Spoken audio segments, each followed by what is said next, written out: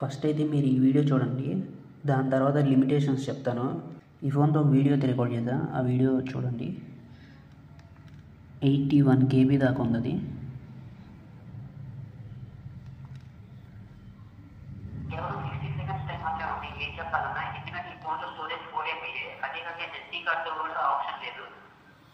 Camera 0.3 megapixel 144 film shoot చేసింది. Quality మీకు ఎలా అనిపిస్తుందో ఎలా అనిపిస్తుందో నాకు తెలియదు.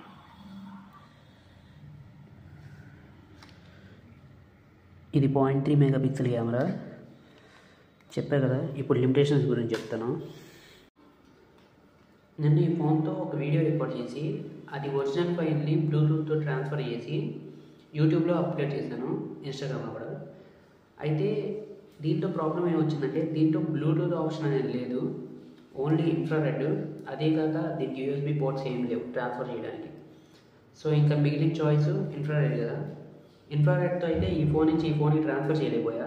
రెండింటికి ఇన్ఫ్రారెడ్ ఆప్షన్ అయితే ఉంది, కానీ దీని నుంచి ఒక ఫోటో సెండ్ చేశాను, దీనికైతే వచ్చింది. దీని నుంచి సెండ్ చేస్తే వెళ్ళట్లా. సో లాస్ట్కి మిగిలిన ఆప్షన్ నాకు ఎంఎంఎస్ సెండ్ చేయడం.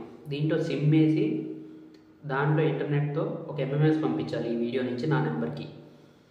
అప్పుడు గుర్తొచ్చింది, ఇది 2G కదా, నేను సిమ్ వేసినా కానీ అది ఎంత టైం తీసుకునేదో తెలీదు, అసలు ఎడితో లేదో కూడా తెలీదు. అందుకే ఇలా చూపించాల్సి వచ్చింది, మీకు కెమెరాతో రికార్డ్ చేసి చూపించాల్సి వచ్చింది. 360pలోనే అప్డేట్ చేస్తాను. ఇదైతే 144p వరకే షూట్ చేయగలదు. Internal storage 4MB, SD card option కూడా లేదు దీంట్లో. అందుకే ఇంకో చాయిస్ లేదు. 16 seconds మ్యాక్స్ అనమాట మనం ఒక వీడియో రికార్డ్ చేసేది దీంట్లో. అది ఇలా జరిగింది. చాలా లిమిటేషన్స్ వచ్చినాయి దీంతో ట్రాన్స్ఫర్ చేయడానికి.